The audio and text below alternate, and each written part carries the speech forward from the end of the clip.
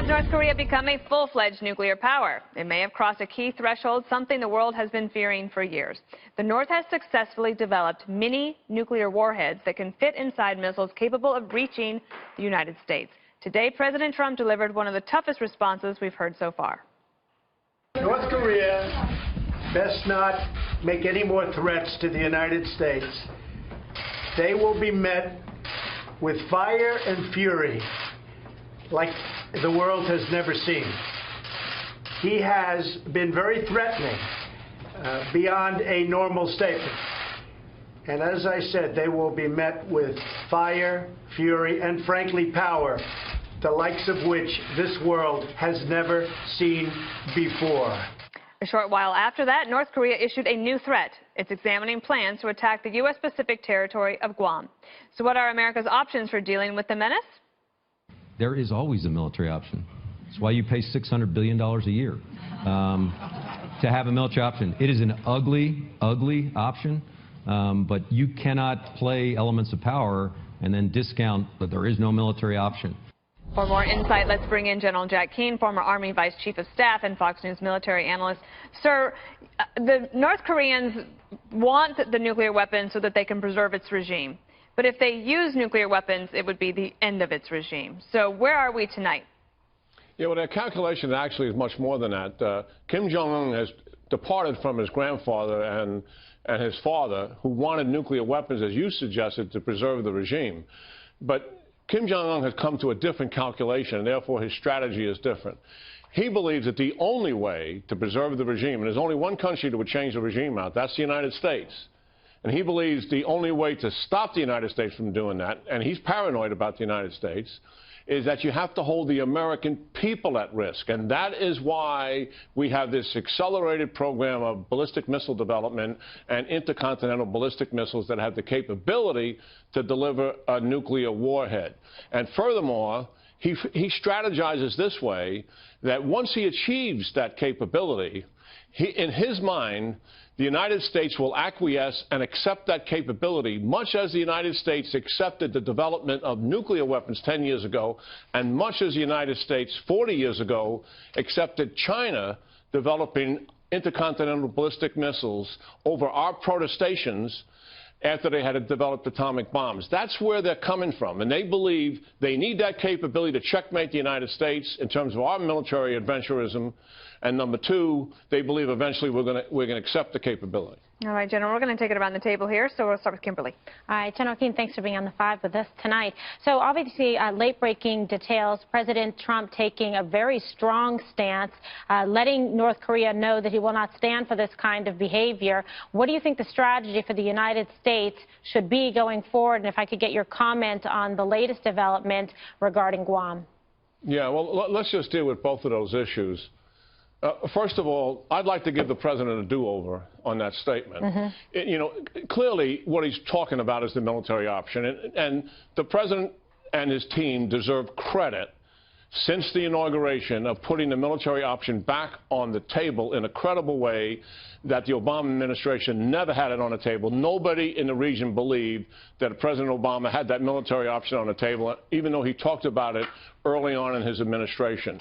I think when the president is going to talk about the potential response of the United States, I believe the words that he used should be measured and very clear what he's talking about. This leads to misinterpretation what he said, because implied in his statement is that based on their threats, and that could be verbal threats, we would go to nuclear war. And we know we're not going to do that. Therefore, the statement is incredible. But what is credible is that the military option's back on the table.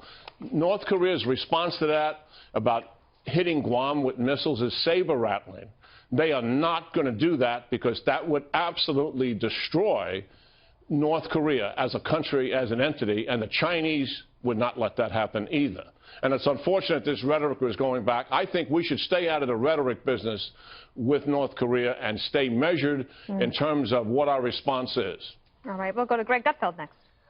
Hey, General, I don't know. This is the first time I've ever seen a Western leader respond to North Korea using their actual language.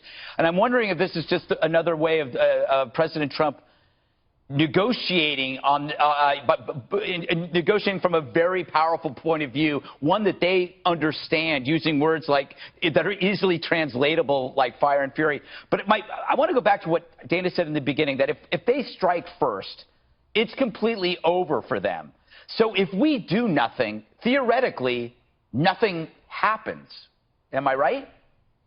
That's certainly the equation that people want to believe. The problem we have is because of the kind of regime that North Korea has, we cannot treat North Korea the way we treat other great power competitions, namely the Soviet Union in the past and now Russia, and also China, who possess significant amount of nuclearized ICBMs.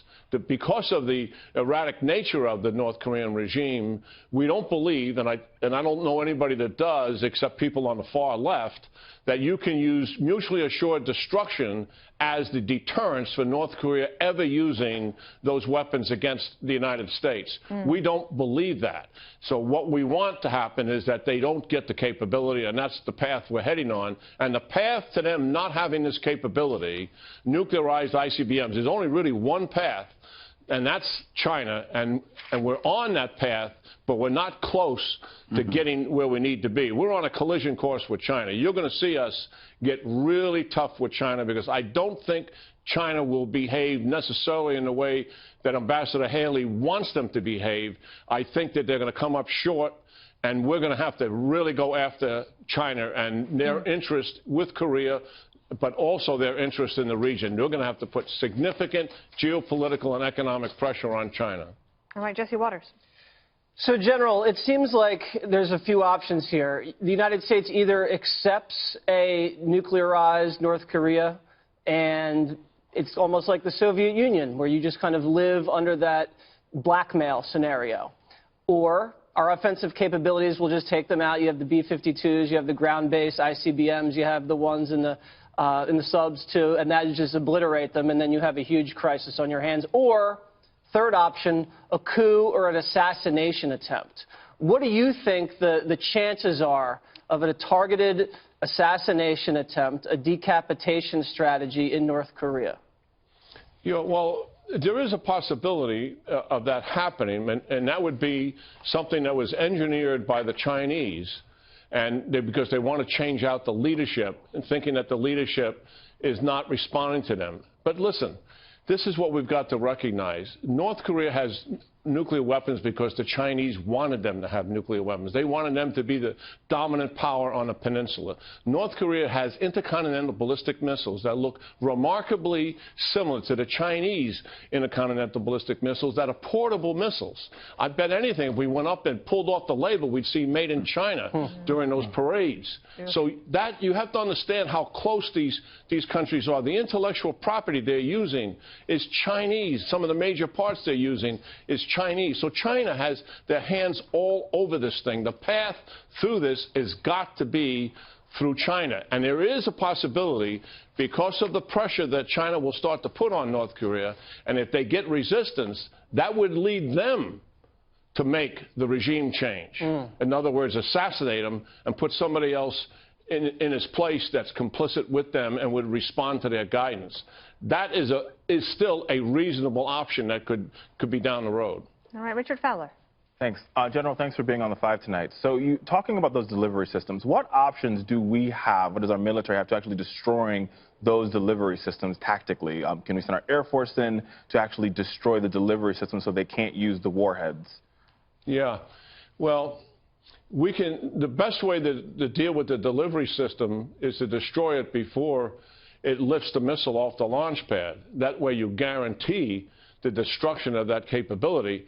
What Kim Jong Un is no fool, and what he has said to us, if anybody conducts an unprovoked attack on any of my military capabilities, that is war on the peninsula, and I will conduct an immediate invasion of South Korea with every rocket and missile I have, and also nuclear weapons. That is the threat that he's holding over us to prevent us from exercising that kind of a military action. That's offensive in nature.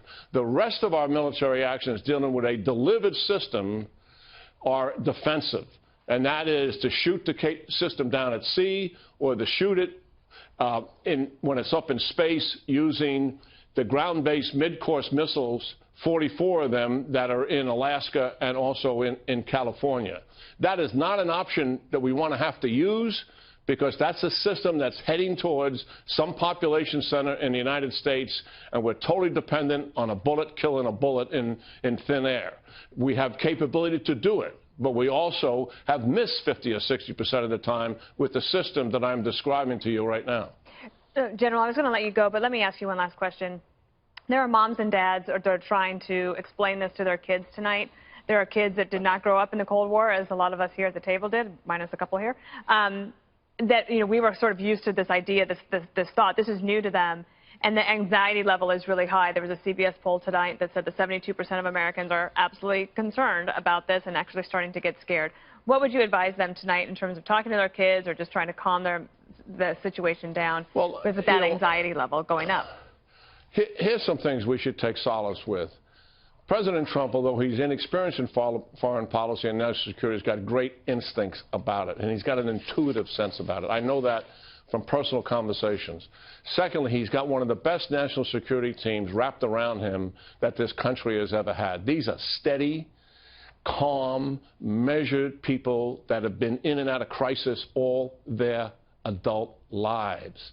This is good news for us. I believe that we will avoid war with North Korea, because we are going to take the action necessary with China to force them into a position that will create change. It's the only option that makes any sense, and once China understands that, then we're going to make some progress, real progress with them. Okay. If somebody, I was watching on a previous show on Fox today, by the way, Fox has got this story absolutely 100% correct. Thank you. By comparison to the other channels. And they asked one of our senior guys, what's the percentage of going to war? 60 or 70%. I don't buy that at all. I think we're going to avoid war. It's not that we shouldn't be concerned. Come on, this is a crisis. This is dangerous. But we've got steady people here who know what they're doing.